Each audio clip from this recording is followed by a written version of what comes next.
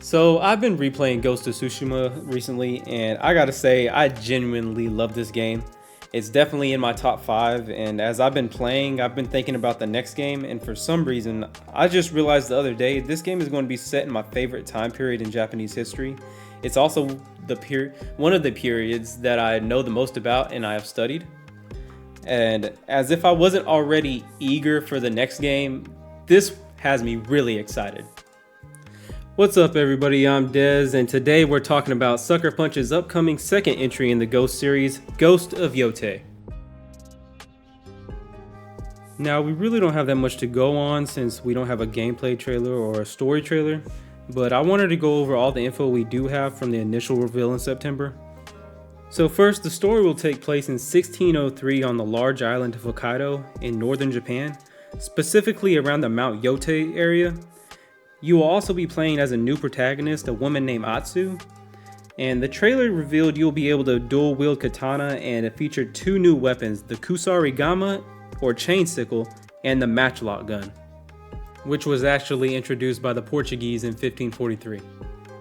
Okay, so now that that's out of the way, let's break this down a little bit so we can understand the time period and have a little historical context. So in 1603 is right at the end of the Sengoku period, or the War in States period, a time when Japan was going through civil wars waged by warlords over who would become the new shogun and unify Japan. This period began in 1467 and is believed to have ended in 1567. I'm inclined to believe this period actually ended in 1603 when the Tokugawa shogunate came to power and began the Edo era. Now, I actually want to go and look at this Reddit post right here by Beyblade Takumi. He goes over the historical timeline of Japan up to 1603, and I think he does this in a really easy to understand way, and I really think this is stuff that y'all might need to know for the game, and at least for immersion's sake. But let's go ahead and read this. It says, in 1603, is the start of the Edo period, coming out of a very chaotic time in Japan, which is labeled as the Sengoku period. The Sengoku period is famous for a variety of reasons, but essentially the end of this period starts to come as Oda Nobunaga begins the unification process. This whole period in time is extremely violent and bloody, albeit fascinating. Yes, this period lasted nearly 150 years. It's actually crazy. Okay, so what happened leading up to 1600? Wars, lots of them. So, there were a lot of battles for that 100 plus years. There were people switching sides, people betraying people. It was like a Game of Thrones situation. It was crazy. But the military reunification of Japan was completed by Toyotomi Hideyoshi in 1590. Now, Toyotomi Hideyoshi was a retainer of Oda Nobunaga, the one who started the reunification. And Toyotomi Hideyoshi was not like the other lords. He got it out the mud. He was basically an underling, and he rose to the top by his own merit. He really got it out the mud. So new structure and government were set up, national surveys were done, control measures were taken place in something called sword hunts. These essentially were a freezing of classes by the government. Weapons were taken away from all those not deemed worthy by class. Only the samurai were allowed to have weapons. The persecution of Christians did start in 1580s, but the real isolationism and removal of Europeans didn't kick in until the 1630s. After the reunification of Japan, there was a real push to conquer the Ming Dynasty of China, which saw a very brutal 6-year campaign within the invasions of Korea.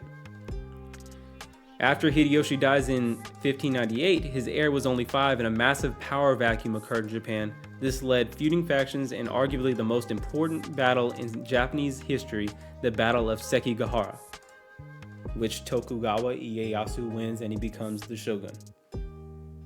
So in 1600, the Battle of Sekigahara takes place, which ends the Sengoku period and establishes the Tokugawa shogunate. The Tokugawa shogunate was the military government of Japan during the Edo period, when this gameplay takes place.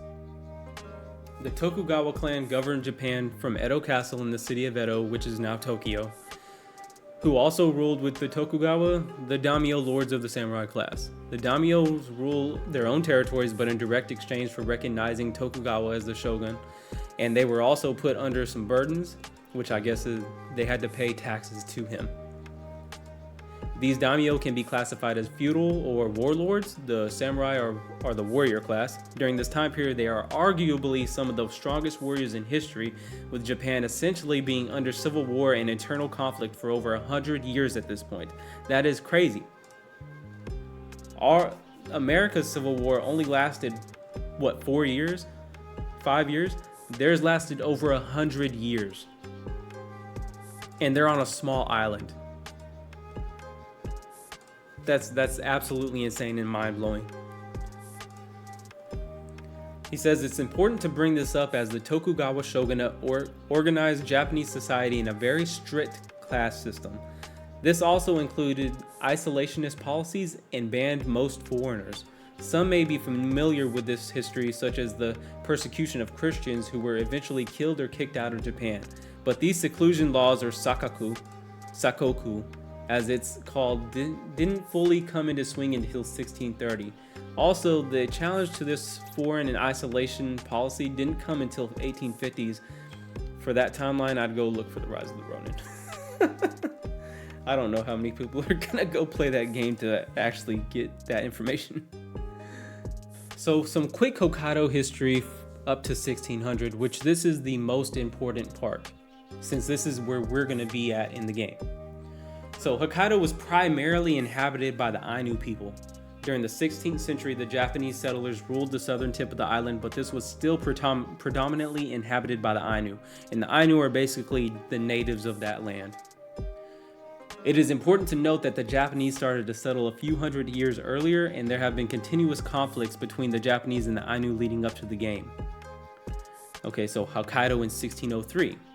With minds still set on expansion after coming through a long warring time, the Tokugawa shogunate's interest turned to Hokkaido not just because of territory expansion, but because of economic reasons. Hokkaido is abundant in natural resources, hence the reason for the exclusive rights granted by the Tokugawa shogunate to the Matsume clan to govern and trade with the Ainu. Hokkaido's natural resources are abundant and fertile. Between the land being prime for agricultural expansion, abundance of other natural resources and animals, including rich sea life, it is no wonder the government's interests lay here.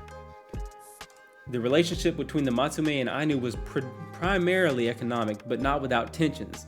Matsume had a monopolistic control over the trade and resources, which led to economic dependency and exploitation of the Ainu. There were rebellions and conflicts, more notably instances taking place a few decades after 1603. As the Matsume clan's influence grew, so did the imbalances in the power dynamics. Relationships strained. The Ainu people were traditionally semi-nomadic and relied on the land that they lived upon. They were struggling with the expanding influence of the Matsume. This made things complicated as they introduced agriculture and settlement practices deep in Ainu land that they relied upon for survival.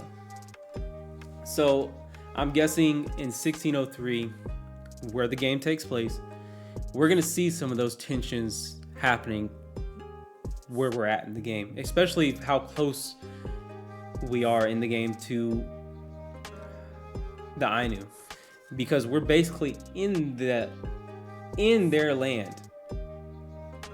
So, and I'll show you a map in a little bit, actually. Here's some other things to note. During this time, Hokkaido is known as Izochi or Izo, and the Japanese people are referred to as Waijin by the Ainu, or the ancient people. That's it. But I hope they do end up calling us Waijin in the game, just to be historically accurate at the time. And I hope that they don't name the region that we're in Hokkaido. I hope they name it Izo. But if they were paying attention, then they should be doing this. But you never know. Please look at this map of Japan during the 1603 or the time of Ieyasu as shogun. And don't get confused by all these lines. I'll tell you what we need to know here in a second. But yeah, just don't let these confuse you. And so I just want to say this is Tsushima and this is Ihi. And this right here is the bottommost part of Hokkaido, or Izo. And this is what Japan owns during this time period. And that is it. And they're trying to push more inward.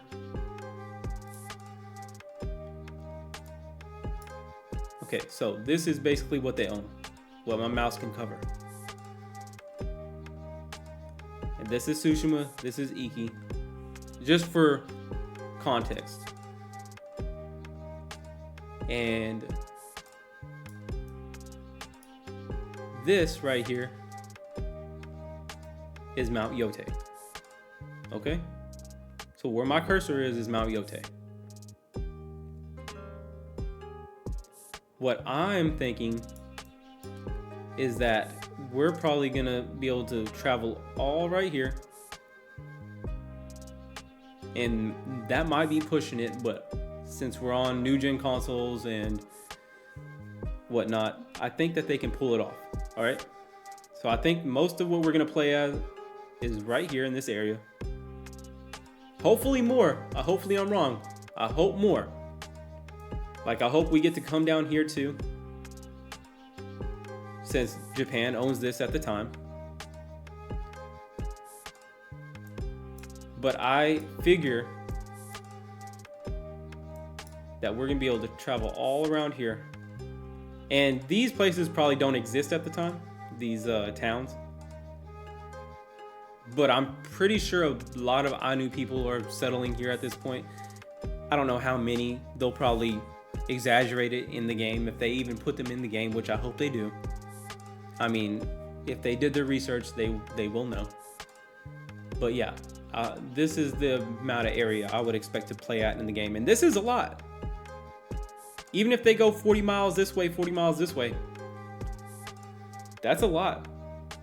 Because the area of Tsushima that we got to play at from north to south was 40 miles. And about 10 miles across. So this is like a 40-mile diameter.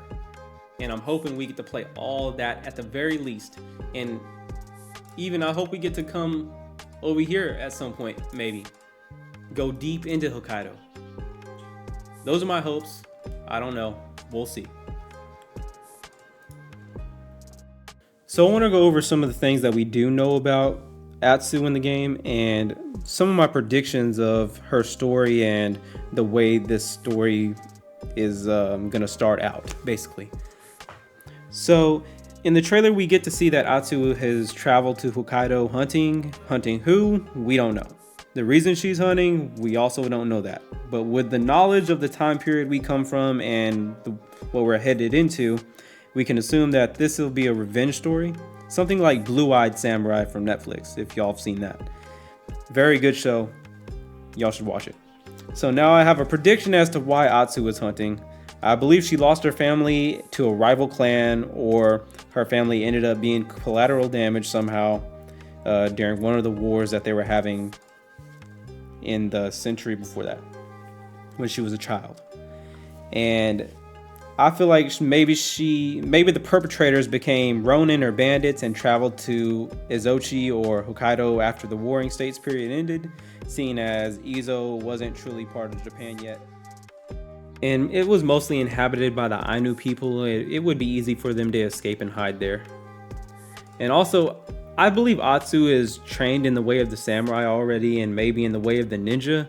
And somehow she's found out where her family's killers are hiding, and she's on a mission for revenge. I believe she's already embraced the shadows, kind of like a contrast from Jin from the first game, where he was a samurai already, and he didn't embrace the shadows until later in the game. I would like to see Sucker Punch incorporate the Ainu people heavily in this story, since this is technically their land at this point in time. Maybe do a mission for these people, befriend them, and learn more about them. I hope they did their research and just took that into account. I want to be able to walk through their villages and speak to the Ainu people and not just have Japanese people around, since there wasn't that many at this area at this point in time. And I would also like them to add more weapons for us to use in the game, maybe later, or if they haven't already. Because I mean, I hated getting hit with that spear in the first game every single time. It it really got to me. I need a spear. I need to be able to spear these people up. But yeah, that's all I got for right now, man. Y'all stay locked in because I'm gonna be bringing more news once more news starts rolling out.